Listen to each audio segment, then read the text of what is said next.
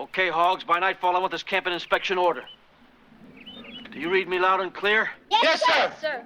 I said, do you read me loud and clear? Yes, sir. Outstanding. Previously on The Real Movie Critics. You know, and it's one of those things where I've learned very early. I learned early on that the customer is not always right. And to quote Ben Affleck from Mallrats, the customer is always an asshole. And that is a more accurate statement because the customer, well, I'm the customer. That doesn't give you right to be a fucking asshole. 100%. You need to be a little more realistic, you know. I would hate to give, if somebody fucks up someone's order, okay, cool, I'll remake it for you. Oh, I want it remade and I want my money back. I'm like, well, you can't have both. Pick one.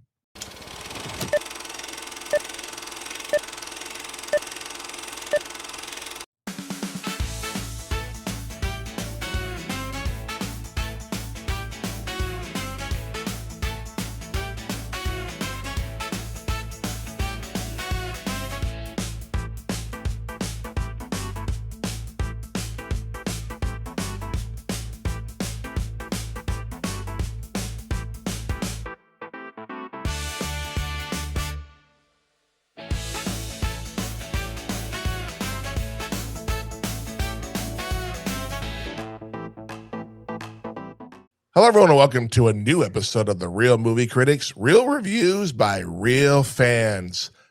As you saw in the opening montage, we did lose another actor this week, which is shitty.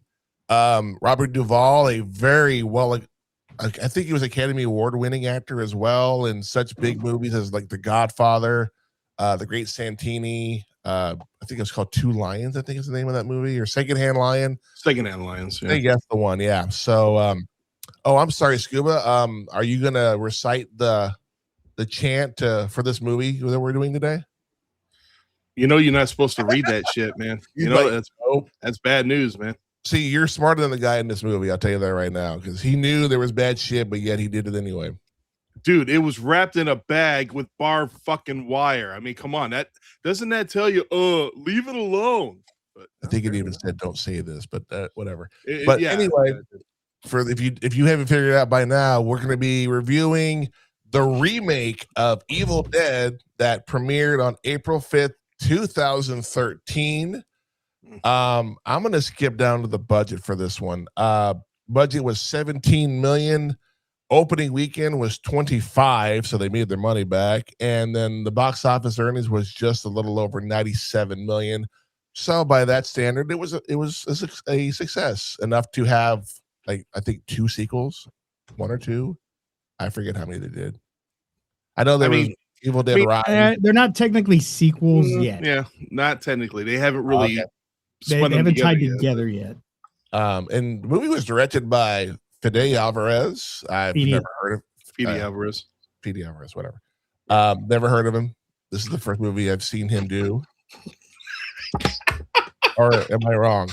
You're laughing. Am I wrong? Oh my god! He gave us Alien Romulus, dude. One of the best alien films. Which, you know, he hasn't seen it. We know he hasn't. No, I haven't. I know.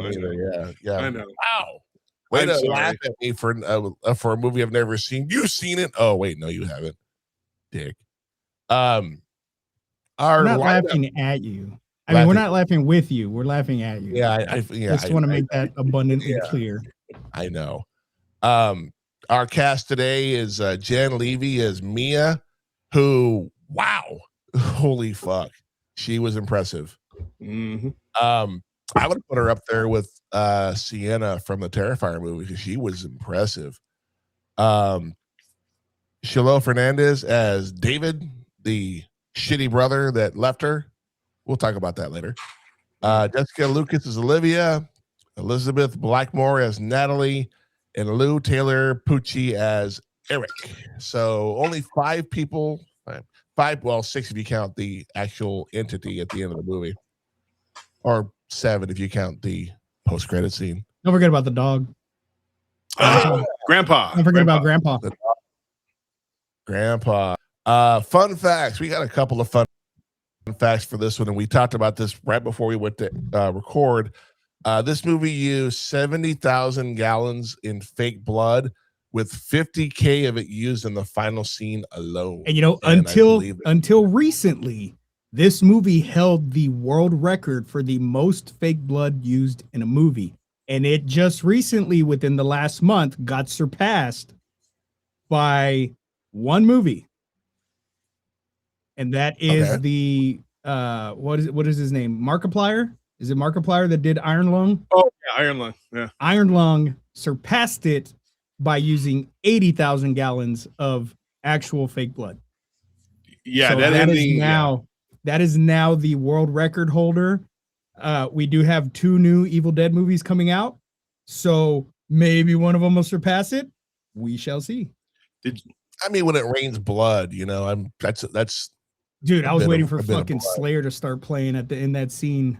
Would have been fucking epic. Rain and blood, man. That would have been cool. They used almost entirely practical effects rather than CGI, which did cause some minor injuries, including stepping on nails and falling from rafters. And I've stepped on a nail before. That shit fucking hurts. Puncture wounds suck. Especially in the soft part of your foot, like in between the arch and the heel. Oh, nope. I'm good. This movie was shot 95% in chronological order. So they went from pretty much what we saw is how they filmed.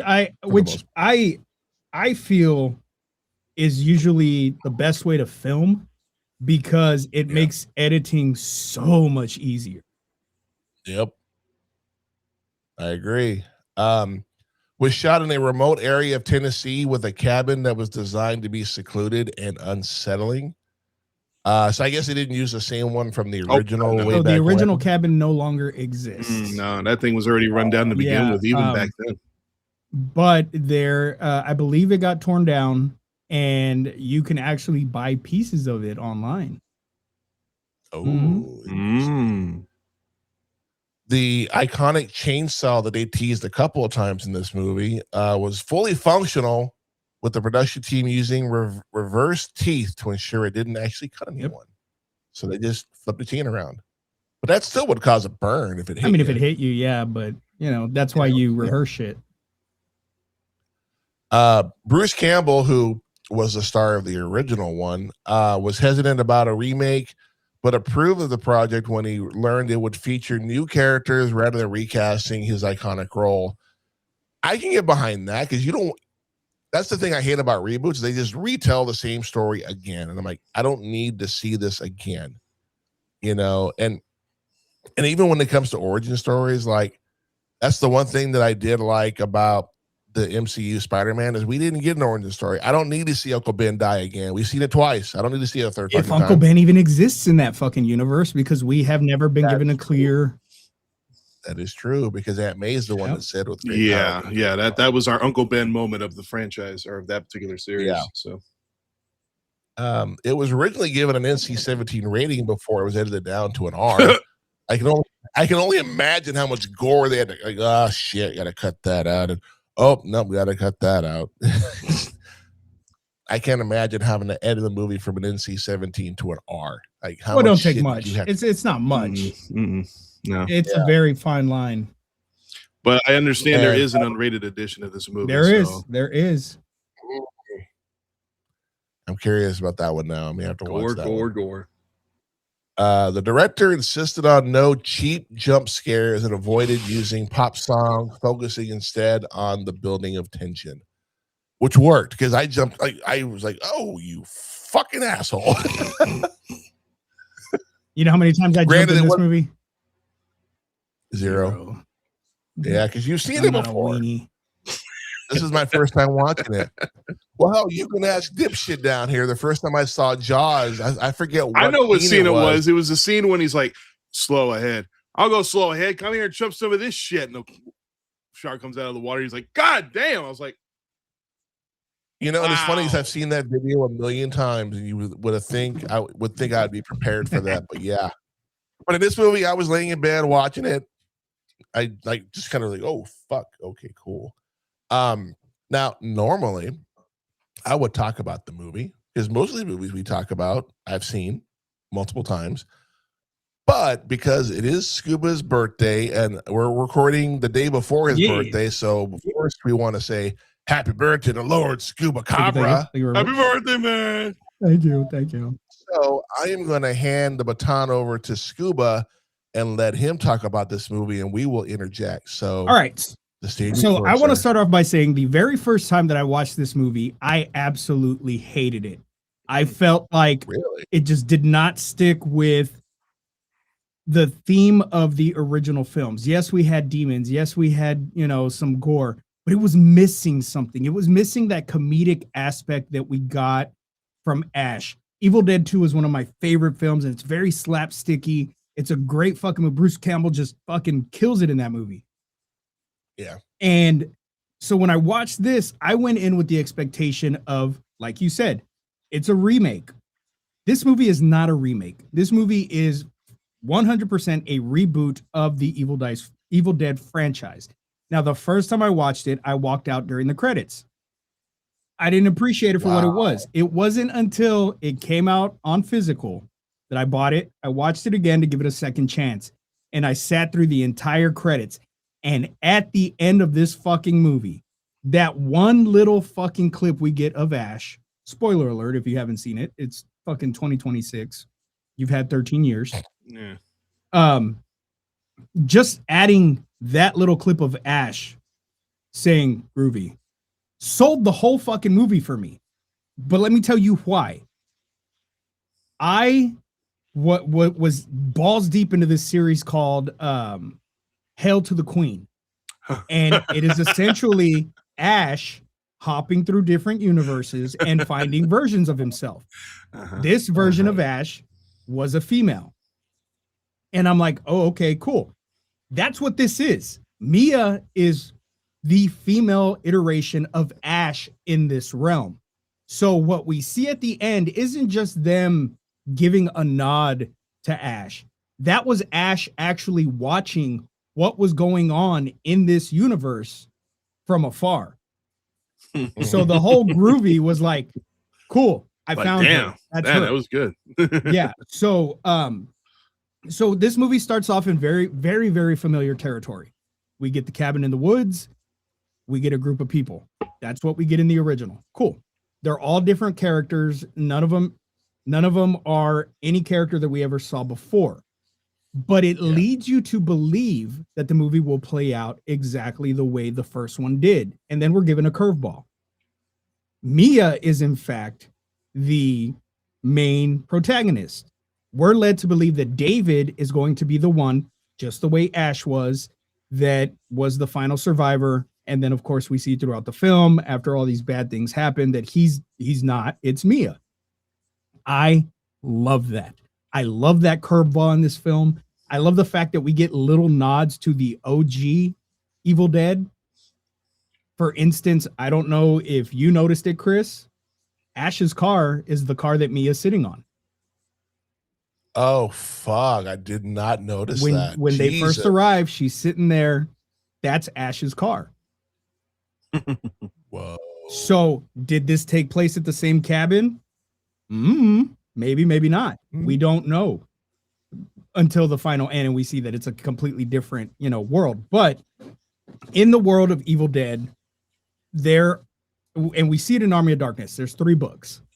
Okay, there's 3 Necronomicons. When Ash goes to pick the one, and they start kicking his ass or whatever, that didn't really come into play until this film, where they explained that later on that those 3 books are actually canonical to the films that we have now. This film and Evil Dead Rise. There are 3 Necronomicons, and they all exist in different points of, if you want, multiversal bullshit. You know what I mean? And so we've seen all 3 books already. So with the new Evil Dead film, I don't know where it's going to go. I have no idea, but they've already announced 2 films. So we're getting Evil Dead Burn, and then we're getting Evil Dead Wrath. There is also speculation that Bruce Campbell will be coming back for Evil Dead Wrath. Now, what I would like to see in Evil Dead Wrath is a almost Endgame style film where everybody from the previous films come together to fight this ultimate Kandarian demon or whatever the fuck. Now we did see an end to Ash's character per se in Ash versus Evil Dead. Yeah, kind of, sort of. But it's time travel shenanigans. You know what I mean? We saw where he ended up, depending on what version of Army of Darkness you saw. You either got the happy ending, the bad ending. Yeah. I think there's like 3 different endings to the film.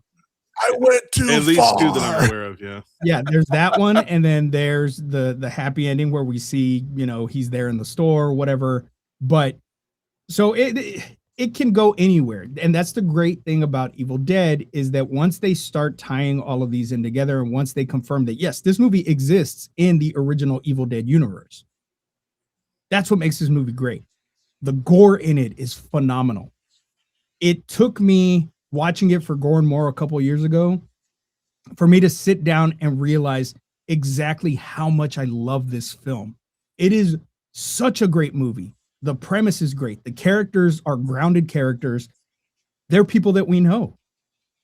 They're dealing with this, the reason they go to the cabin in the first place is to try to get Mia to kick her drug habit, and so we get these characters to come together. Granted, we don't get much backstory. There's not a lot of character development, but we really don't need it in this kind of movie. We get the little bit of nods that we know. The one girl's a nurse. The girlfriend's whatever doctor or whatever the fuck she said. And David's the brother that, left her and her mom, whatever. And then the friend is a fucking school teacher, Yeah. And I don't know, man. This movie just does not disappoint. There's not a point in this film where I'm like, okay, let's go. Let's move to the next one. It completely immerses you in the storytelling. It completely immerses you in what is going on with these characters and the struggle that Mia is going through before we even get to the actual demon part of it. The opening of this film is so fucking great. And we didn't see anything like this in the original films. There was nothing leading up to, leading us to believe that anything to that nature occurred in the cabin. We do know that Professor Nobi was there. And what's great is that we also know that Nobi, or a version of Nobi, was at this cabin as well. So how it all ties in the grander universe of the Evil Dead, I don't know. But in the comics, there's so many different things, so many different places that Ash has been. He's been in the Reanimator universe. He's been in the fucking Marvel Zombies universe. He's been everywhere. Ash is a multiversal time hopper, you name it. Ash has done it. So if they were to bring some sort of those aspects to the final film, I'm all for it. Now, I don't know if they'll go that route, because after 2013, it's a more grounded universe. Everything is very gory, very dark. Evil Dead Rise was one of those films too that was very dark, and I don't see how Ash would fit. I was actually talking to my buddy Gene, and he was like, "Oh, this movie was missing Ash, blah, blah, blah." And I'm like, you know what? I love Ash. Don't get me wrong, but I don't think Ash would have made it out alive in this universe. Things were just way too dark. You gotta remember the Kandarian demons in the first 2 films, and even in Army of Darkness, they're very goofy, very campy. They're very killing things and they're possessing things, but it's not to this extent. This movie kicks it up to fucking 11 and delivers every single fucking punch. They don't fuck around in this movie at all. They don't fuck around at all. Let's say, what would you say if you had Ash and you said the Evil Dead Wrath? What if they did what they did in the Terminator series? They kill off John Connor in the first 5 minutes of the opening act of the movie. Would you be upset about that? No, not at all, because based on the fact that you said, and I remember watching Evil Dead, and it was very campy. It was very slapstick, just like you said. This one was more just dark. It's like fucking brutal, dude. Not just the lighting, because it was fucking dark, but it was just dark. It was, fucking Mia's telling you will all die tonight, and fucking disappears. It's like, okay, who the fuck's the first one to go? You know? Yeah. So I mean, and that's my question though. If Ash died in the first fucking 5 minutes, really, you know, Ash dies and his last words, Groovy, and then Evil Dead Wrath, you know. No, I think he would. I think if Ash dies in the final film, I'm okay with it, man. Bruce Campbell has done the character justice. Even if he's just there for a short cameo and then dies, hey, it is what it is, man. He's not going to be around forever. The character can't be around forever. Nobody else will ever able to fucking fill the boots of Ash Williams. Definitely not. You know, and so I feel like handing the reins off to somebody else, whether it be Mia or somebody else, hey, I'm all for it, man. If you can still keep delivering awesome Evil Dead films without the original character, I'm all for it. As long as they can do it in a way that makes sense and it works.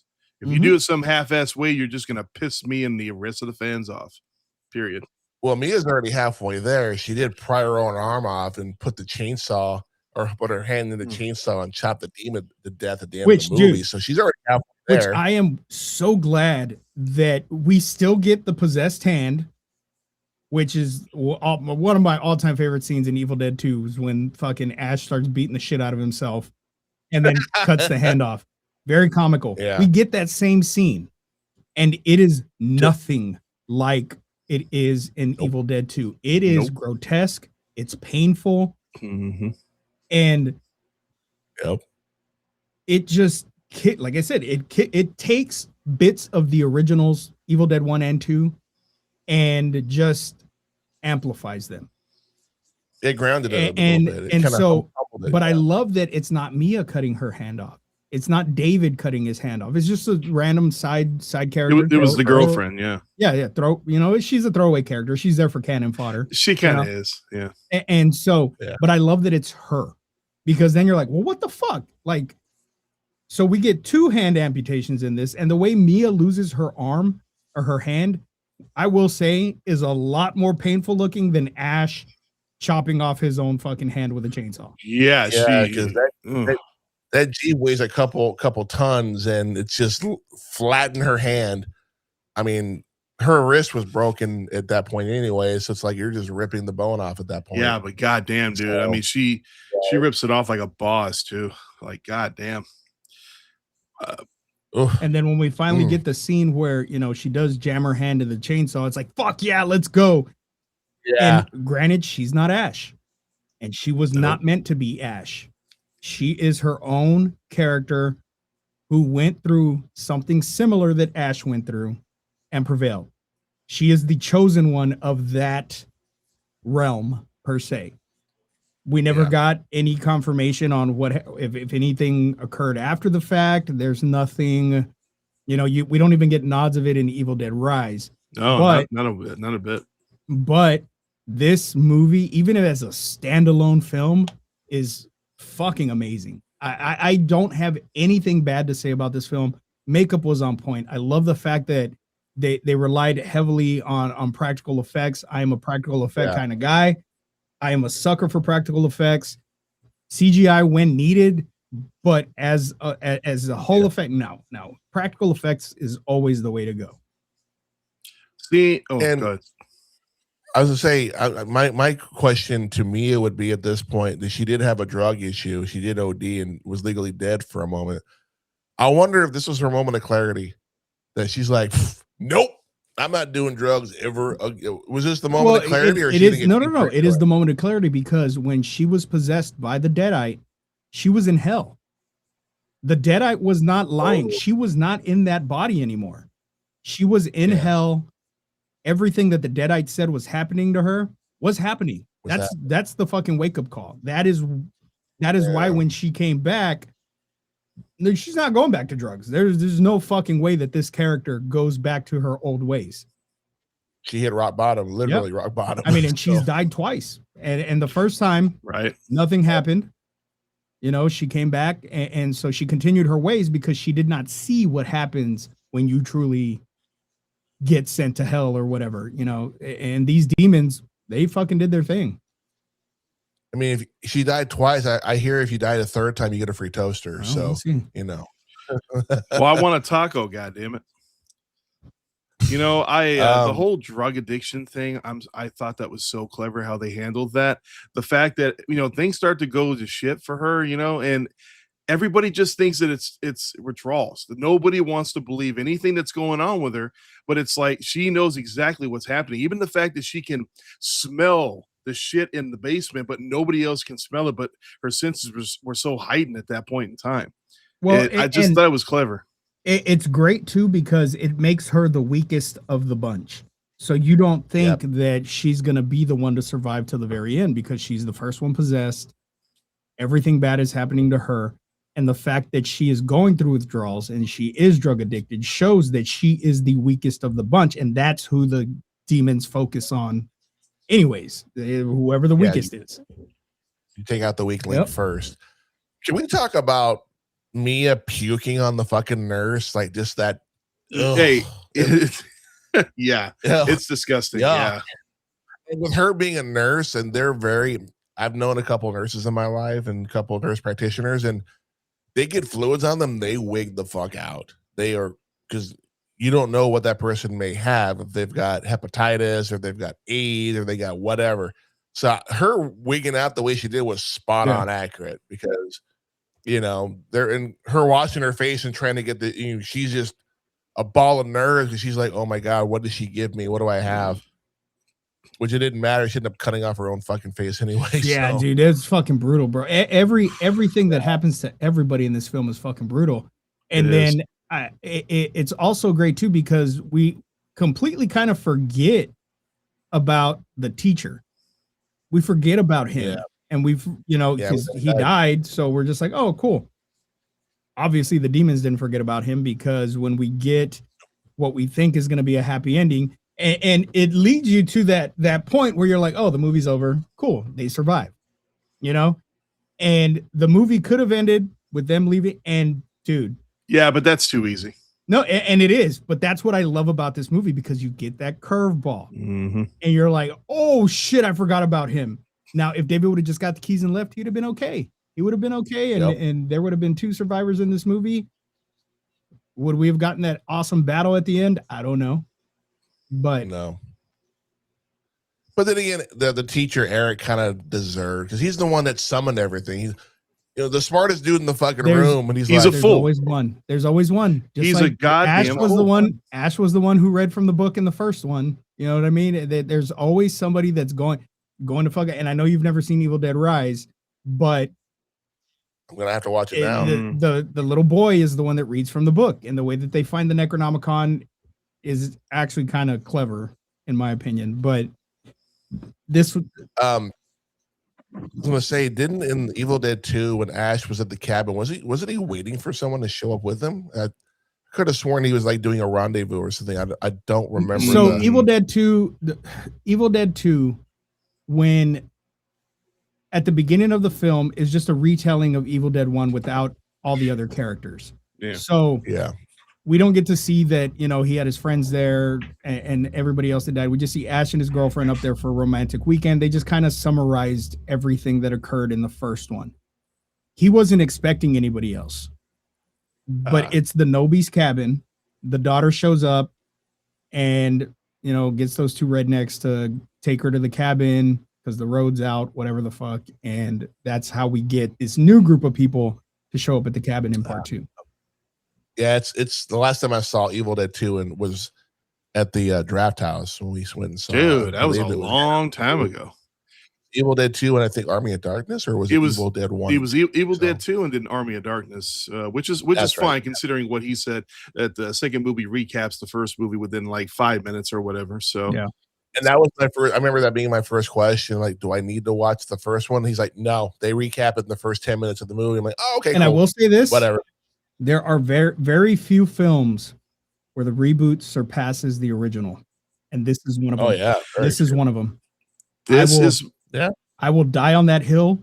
This 2013 reboot of Evil Dead is way fucking better than the original Evil Dead. You ain't dying alone. Granted, we wouldn't have gotten it if it wasn't for the original, so I respect the original for what it is, but this film is 1000% better than the original film. But this brings up another question I just thought about. and you're saying that the remake is better than the original, which the original was done by Sam Mhm. Raimi. Do you think the director did a better? Who directed it was the reason for it being better, or do you think Sam Raimi could have done just as good of a job? I think Raimi could have done. I think Raimi would have done a way better job, but it wouldn't have been what we got. It would have been a little bit more campy. It would have been a little bit more Sam Raimi, you know. And I don't know that he needed to remake his own film. You know what I mean? But I think Fede Alvarez did an amazing job. He's done an amazing job on the other movies that he's done, you know, especially in ones where he's continuing a legacy, and it's working, man. And I'm just excited for the future of this franchise. Hands down, first movie I ever saw. I didn't even know Evil Dead 1 and 2 existed. Army of Darkness was the first one I saw. Yep, same here. When I realized, holy shit, this isn't the first one. There's a prequel, like there's other movies. I went out and rented at Hollywood Video in Annabelle. Went in fucking rented both 1 and 2 and watched them. And I was like, holy shit, this is fucking awesome. And that is where my love for this franchise comes. It's such a great fucking movie. The whole franchise is great. I don't have anything bad to say about any of the films. Evil Dead Rise was missing one thing. And it's one thing that every Evil Dead film needs. And it's a small thing. It's such a small thing. And I feel like if they would have added it into Evil Dead Rise, it would have made it a lot better. And it's a build scene. We always get those quick cut build scenes where they're building something, like when David's building the little fucking thing. Oh yeah. We get it where Ash is fucking doing the whole chainsaw thing. You know what I mean? We get it in every single film, but we didn't get it in Evil Dead Rise. And they had the perfect opportunity to do it when the little brother was putting together there's a stereo thing that he's putting together with a record player and shit. Yeah. That would have been like the perfect fucking moment to throw that in, and they didn't do it. It was a missed opportunity. I do find it funny that, and I know enough about the franchise that when he went in the shed and he's looking for Tool, the brother David, and the chainsaw was right there, and I went, oh, and he didn't do anything, and I'm like, disappointed. And then Mia comes back to it later, and she grabs it. I'm like, there, oh. That's when I was like, oh, fuck, she's the one. Okay. Because it wasn't meant for him. It was meant for her. Yeah. She is the chosen one. But I love the process of her grabbing the chainsaw where she saw the machete first and like, oh, and let me grab that. But then she sees the chainsaw. Reminds me of that scene from Pulp Fiction when Bruce Willis is trying to decide what weapon to go with. That's what it reminded me of. Yeah. And I couldn't help when she grabbed the chainsaw, I was just like, groovy. Like, yeah, dude, that's fucking cool. I mean, I don't know enough about, I know enough to hold a conversation, but you might lose me here and there. But even I was like, I can respect that they teased that chainsaw twice. And the second time it's like, oh, it's going to be the girl. The girl's going to be the fucking hero of this story, despite, you know, her dying for like a minute and then David bringing her back. Oh, I honestly, I thought she was going to kill him. I thought it was another entity of the demon. I'm like, this isn't looking good because she'd been, why are you doing this? My mother hated you. She can't wait to see you in hell. And I'm just like, dude, what? When she starts singing to him down in the cellar to keep him from setting the place on fire, that's also another nod to the original film. Yep. So and there are some really nice nods too. Like we already talked about the girlfriend lopping off her arm, but did you catch the drawing in the book, the nod to the original cover to the original film? Did you catch that? Yeah. Okay. Yeah, okay. Just wanted to make sure you caught it because I thought the drawing was pretty nice. Yeah. Wow. Again, I don't normally rate the movie until after we're done talking because I may have missed some points, which I did, obviously. But then again, this is the first time I've seen this movie. Will I go back and watch it again? More than likely, because now I need to go back and watch the other ones when they come out. Any last things you want to add to the review, Psycho? I know you've got notes. Oh, I got plenty. I've always felt a lot of horror movies feel the need to start with a bang, and this movie doesn't disappoint. It comes right out of nowhere. You think, oh, what are these guys doing to this random girl? But then we find out, oh, there's a reason why they're doing all this. Oh shit, okay. Because she's sitting there pleading with them, why are you doing this? And then finally, I will eat your soul, Daddy. And I'm like, what the fuck?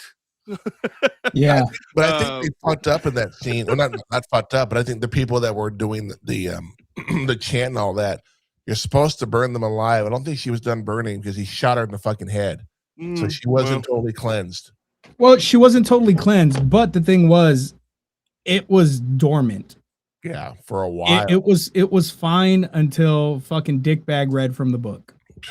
Yeah. But I'm on a different side of the boat from you, Scuba. I love this movie immediately. Because, I mean, this came out at a time after the, from 2000 to 2009, 10, whatever. There were so many fucking remakes that were coming out. Yep. So many. I mean, I could name off 30 of them right now if I wanted to. I'm not going to, but I could. But there were so many of them that were just kind of cheap, half-ass. We're talking about you, Friday the 13th. Excuse me? The remake? I love the remake, sir. I'm sorry. I love the remake. It is infinite. I love the story. I love the story. I don't love the Jason design. I'm sorry. Jason is more of a badass in this one, and they make him smart. I'm sorry. And I hate that. Idea. No, I hate that. It's a reimagining, man. We're doing something different. That's what I'm talking about. That's what I'm trying. That's what I'm saying. That's what I loved about this movie. How it was okay. Darker Okay, than let me the take it back. original. Let me take it back. We're talking about you, Nightmare on Elm Street. There you go. Put the hate where it belongs, man. No, we can agree on that. Nightmare on Elm Street remake is now almost complete dog shit. If we're gonna bring up reboots or remakes of horror movies, the one that I appreciated, and this is gonna come out of left field for both of y'all, is Halloween. I am not a fan of Halloween. Hold on. We ranked. We haven't gone through the whole series in on Gore and More, but for one Halloween episode, we ranked our list of all the Halloween films. Yeah. And I had a very, very controversial number one for me, and it was the Rob Zombie remake of Halloween. Yeah. Yeah.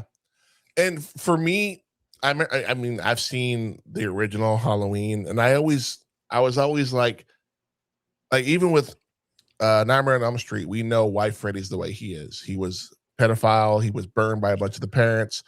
Child murderer, not a pedophile. Okay.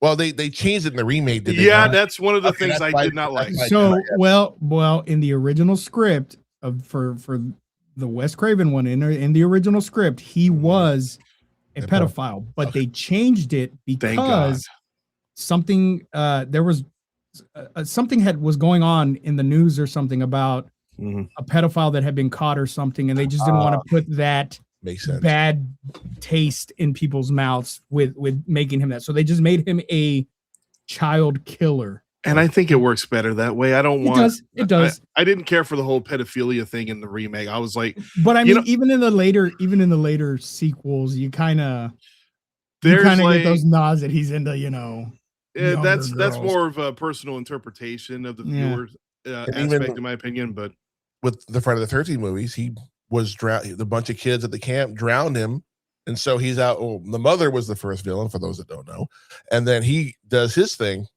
But Mike Myers didn't really have any kind of origin. He just fucking killed people. He was just fucking people up. With the Rob Zombie version, we got the origin story that I wanted, which is why I enjoyed it. I'm like, fuck yeah, I need to know why he's fucking. And a lot of people hate that. A lot of people hate the fact that they gave Michael a reason for doing what he's doing. It gives the it does. Yeah, it's in depth. And I hate part 2. Don't get me wrong. I hate Rob Zombie's second one. He even hates that film. He only did it because he had to do it contractually. Yeah. But it's such a step down from the first film. But the White Queen, dude. The White Queen. That's all I'm gonna fucking say. That's all I'm gonna say. I watched the second one. But even like Halloween 3. I love Halloween 3. People shit on Season of the Witch because it doesn't have fucking Michael Myers in it. To have another. That's Where's fine. Michael I'm okay with Myers? it. I fucking love it. I think I put Season of the Witch in my top 3 for sure. It would be my top 3 as well. I love that movie. Love it. Tom Atkins' character is not the perfect character. Whoa. He's kind of an ass. Askins. Because we get that sweet. No, it's Askins because we get to see his sweet ass in that movie. Oh my God. All right. But we don't care about all that. We want to know what the Rotten Tomatoes scores were. And on this particular one, I took both the original and the remake scores. Scuba hit on the noggin last time. I'm going to go with the Psycho here. What do you think the critic, score was for both this movie and the remake? And there is a distinct difference between the two. You talking about the original and the remake? Yeah, give me the remake first, and then give me the original. I'm gonna say 85% for the remake, and I don't know, 70% for the original, maybe. Damn. Nope. What? Nope. Flip those. Oh man, 64% for the remake, and 85% for the original. Okay, big ups to the original. Okay, that's nice, but really? Yeah. The fuck? Now, Scuba, the fans, same question, same For order. the OG. Ooh, For the OG and the do the remake and then the OG. I'm gonna say remake because, like I said, it took me a while to like it. I'm gonna say the remake, probably around the same as the Rotten Tomato score. So like 63, 64%, maybe 65, the highest for the remake. And then for the OG, it's got to be high, dude. It's got to be like 85, 86. You're reading my notes again, aren't you? I don't have access to your notes. The critics and the fans score was the same, 64%. Oh wow. The fans for the OG was one less, 84%. Oh wow. Bunch of haters. Well, it's only 1% off. And I wonder what it is for Evil Dead 2. But here's the thing, though. You got to remember, is that not everybody likes change to their. And this pertains more to the Psycho than you, Scoop. Is that although maybe you would know this too, when the 2009 Star Trek came out with the Kelvin timeline and all the changes that they were making, people were not happy about it. Yeah, and you know what? I like it, though. I enjoy the Star Trek remakes. I enjoy them more than any of the fucking OG ones. And see, and even more than Wrath of Khan. I don't think he's seen Wrath of Khan. He said he saw them all, right? I had to have seen them when I was younger, but it just never was something that like stuck with me. But the only thing I know from Wrath of Khan is the meme. Khan. Oh yeah, I think everybody does. To answer your question about Evil Dead 2, 88% on the tomato meter and 89% on the popcorn meter. So not much different. That's fair though. Fuck. That's fair. Woo. But we don't care about Rotten Tomatoes. We want to know what we think about this movie. So, Psycho Nerd, what would you? Oh, we need to talk about the rating. Bloody chainsaw. Wait. Yeah, bloody chainsaws. Bloody chainsaws or bloody severed hands? Oh, you know what? We're going severed hands. And since it is my birthday, yes, I'm going to start off by saying, Psycho Nerd, let's hear your score for this film. Oh, it's a fucking vibe all across the board. I love this movie. I loved it from the first time I saw it. I thought it was different enough from the original that, you know, it was a much darker tone, and that's good because that's what a goddamn reimagining is supposed to be. You don't do the same fucking thing. Talking to you, Nightmare on Elm Street. God damn you. All right. We got a 5 from our Psycho Nerd. Now, what about you, Zodiac, Mr. Bring the score down all the time. I swear to God. Now, we did mention that it is, you know, tomorrow's my birthday, but we didn't mention that yesterday. Thursday. Yeah. I thought today was Friday. I don't know why. So, Thursday was your fucking birthday. So happy belated birthday, my friend. Thank you, sir. How does it feel to be 56 now? Like, I am not 56. You're almost at that AARP discount. No, that starts at 50, dick. Oh, yeah, but I haven't got that in the mail yet. I'm keeping an eye out for it. All right, so let's hear your score for 2013 Evil Dead. I'm gonna agree with you that I think that this remake is better than the original by far. Again, like you said, it was very campy. It was very slapstick. This one, they let us know in the first 5 minutes what they're gonna do. Okay, so with that in mind, what would you give the original? I would probably give the original a 3.5. Whoa. But again, I've only seen that movie once or twice. I'd probably have to go back. Yeah. If I watched it again, I'd probably give it a better review. But again, this one, and I've learned from Devil's Rejects and the Terrifier movies, don't go in anticipating anything, just fucking enjoy it for what it is, which is what I did with this movie. Granted, I watched it first thing this morning, so I was a little, after the day I had yesterday, I was like, I need some. It's pretty bad when a horror movie is making you bringing you comfort first thing in the morning. Now you're clearly not a major horror fan because Mel goes, I love how this is just background noise for you. I said, baby, but all horror movies are just fucking background noise for me. She's like, yeah, it still weirds me out that you're so comfortable going to sleep with horror movies on. I'm like, there's something about screams that warms my soul. We're horror fans, man. Yep. Don't judge us. Now, is this movie perfect? I don't think it is. No movie is really perfect. I'm going to break your hearts. I'm not going to give it a 5, but I'm not giving it a 4 either. I'm giving it a 4.5 just because, like I said, this is a good movie. Will I watch it again? You know what's great?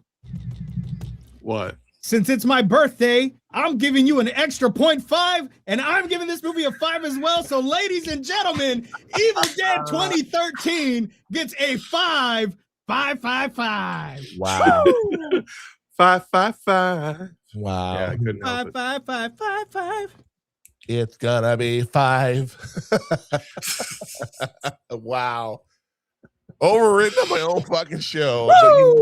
But you gave him the reins, man. You gave him the reins. I will allow that. I will allow it. I'm not even. You know what? It's fine because I'm pulling the same shit on fucking Monday for Gore and More because we're watching a movie that is neither gore and it's totally in the and more category. And I don't know if the boys are gonna like it. So I'm pulling the same fucking card. And what are you watching? Barry Gordy's The Last Dragon. Oh, never heard of it. You've never seen The Last Dragon? I thought you said something before The Last Dragon. I thought it was a different title. Barry Gordy's The Last Dragon. Okay. No, The Last. Okay. I thought that was a full title. I was like, okay, never heard of that. But no, Last Dragon. Who's the master? I am. Yeah, I love that shit. Wow. God, that's a fucked up movie. Yeah. I haven't seen that one in forever. I need to watch it again. It's all right. I'm watching it again tomorrow. I will allow that because it is your birthday. I'm so glad you gave it a 5. I'm so glad you I know, right? God, it totally came out of nowhere, man. Totally came out of nowhere. We are rewriting history on this show, goddammit. Now I can be a dick when this movie's a 5. No, it's not. It's a 4. Fuck you. No. It only works on your birthday, and you missed it. Doing it on your birthday. We all gave Clerks a 5, so it doesn't matter. We did. So it didn't matter. Even if I gave it a 4.5, now Psycho can do the same shit for his birthday. Which I still haven't figured out which movie I'm going to pick. We're only allowed a 0.5 dividend, so you better pick a fucking movie that he's at least going to give a 4.5 to. Yeah.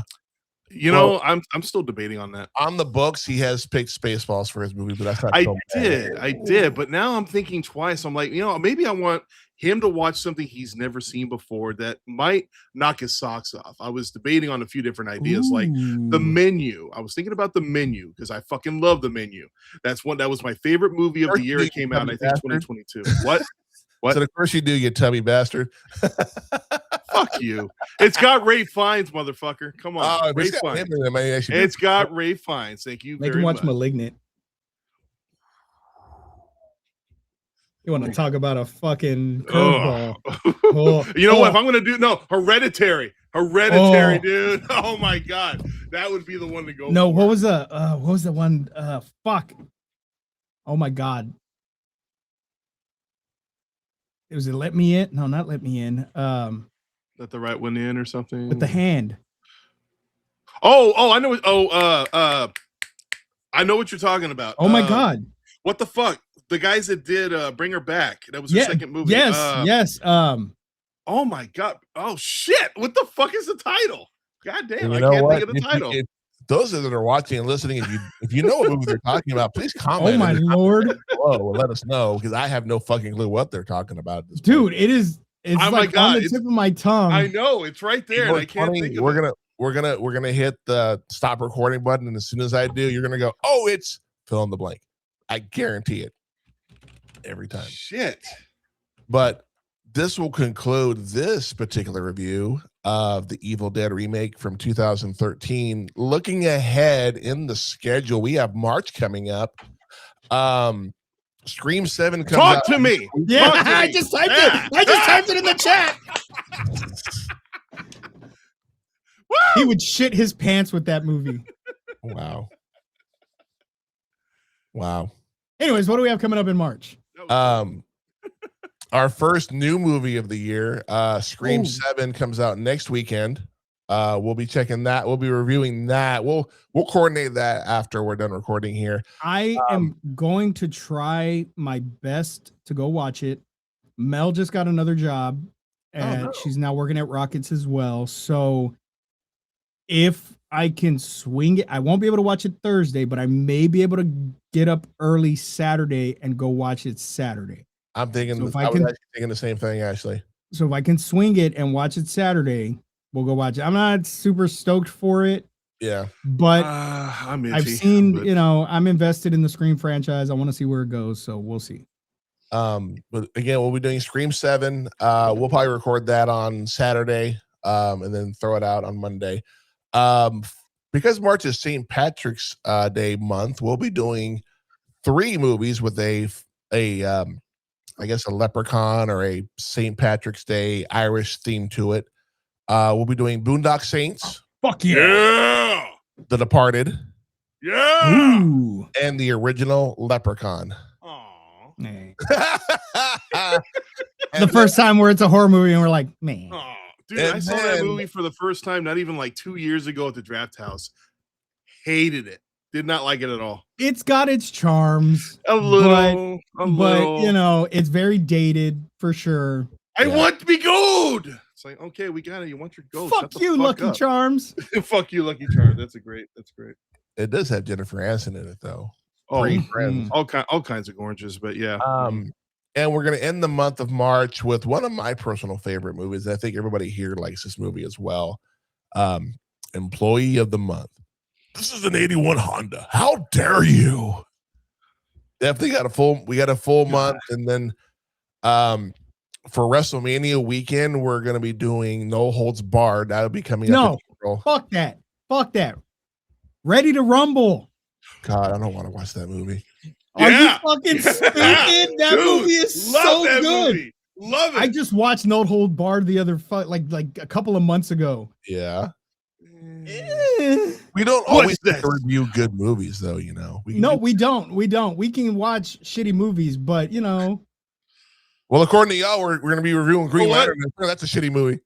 It is a shitty movie. It is very shitty movie. But you know what? You can watch No Holds Barred. You can put that on the Cryptic Cringe down the road. Yeah.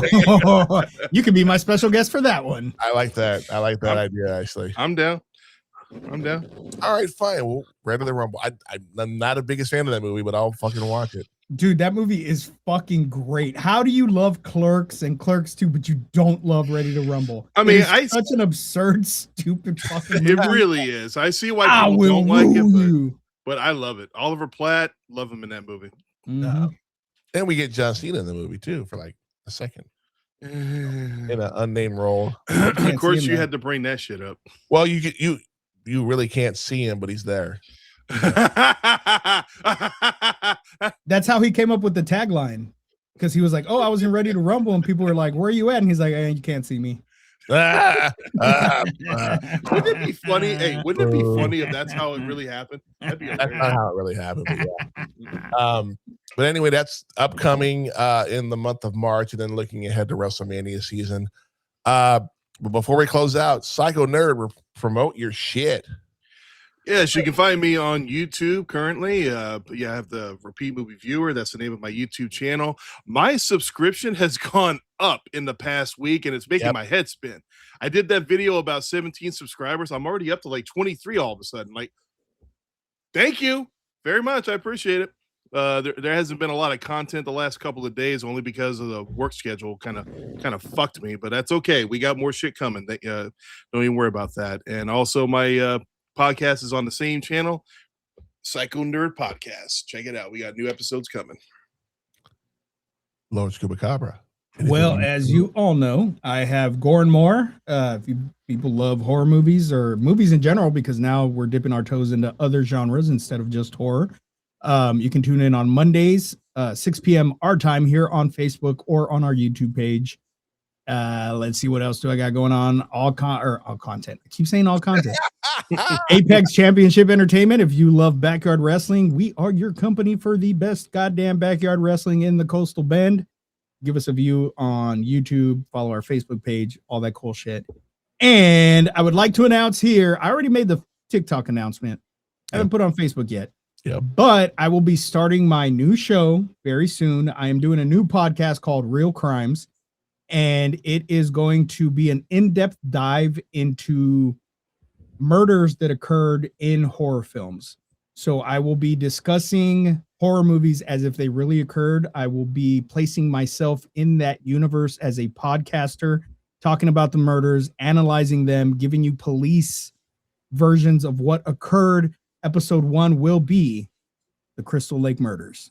Tune in. I don't have a date for it yet. I'm currently writing the show right now, trying to think of, different things that I want to do. I kind of want to give it like an unsolved mysteries type of feel. Yeah.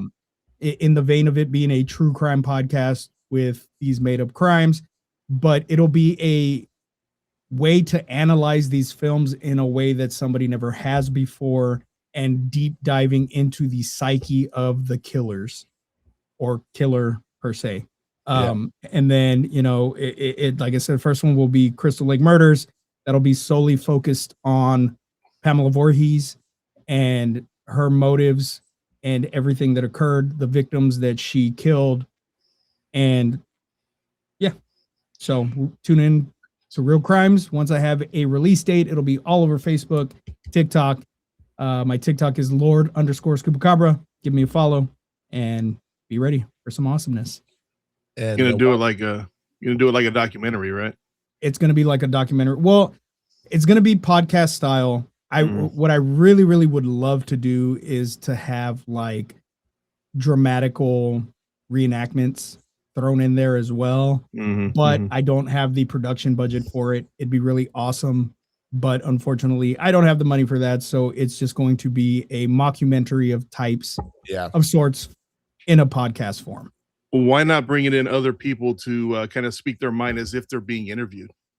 So that is something that I will be doing as well.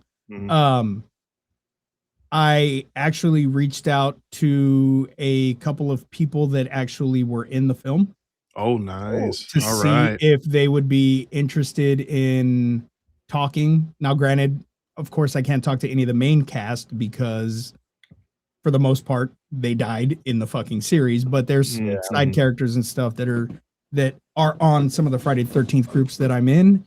And so hopefully that can happen. And I am also working on an episode later on down the way where I will be doing the Terrifier series, and I will try to, I've already been in contact, so it's probably going to happen.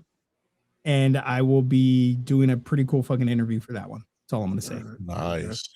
And once we have that information, we will put that down in the description below, which we already have, the Psycho Nerd and the wrestling and all that stuff down in the description below.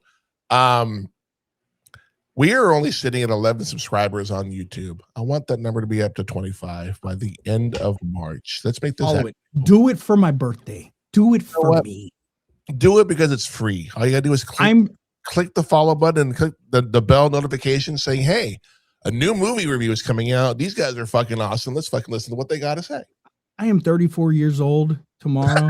Let's get those numbers up. Let's get it up to at least 34. Are you being legit right now? No. Yeah, I didn't look think at so. me. Look at me. I don't look a day over 34. I don't believe that bullshit, motherfucker. You're 25. Quit lying. Oh, Quit fucking lying. I don't got a speckle of gray in my hair at all. Yeah, you know what? Piss off. I got plenty. And besides the Real Movie Critics, we also have the Jazz Zodiac podcast, which is my WWE Raw, SmackDown, and news review show.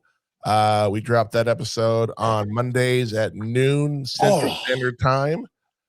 You can find us on Spotify, Apple Podcasts, and the video version on YouTube, as well as this one, the Real Movie Critics, real reviews by real fans, also on Spotify and YouTube for the video. Again, get those numbers up, like, subscribe, follow, comment.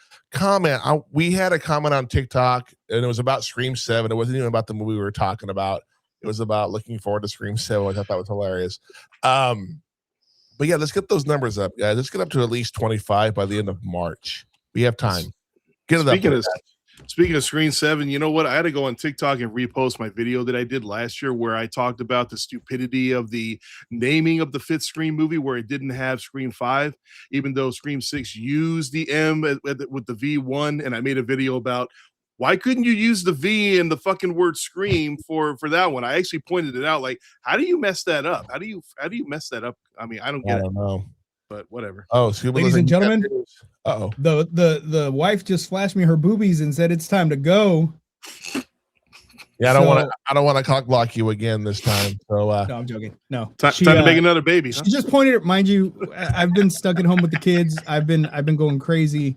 She's been working at night, bless her heart. She's been fucking busting ass.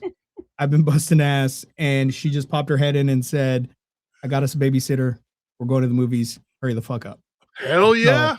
So, I don't know what we're watching.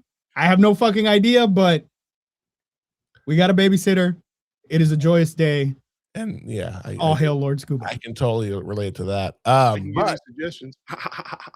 But for the Psycho Nerd and for Lord Scuba-Cabra, I am DJ Zodiac. This has been the Real Movie Critics. Want to thank you for watching and or listening to us. And remember, kids, there's always time for one more binge. We will see you next time. Listen, you gotta get out of those clothes. You have to get me out of here. Nobody said this is gonna be easy.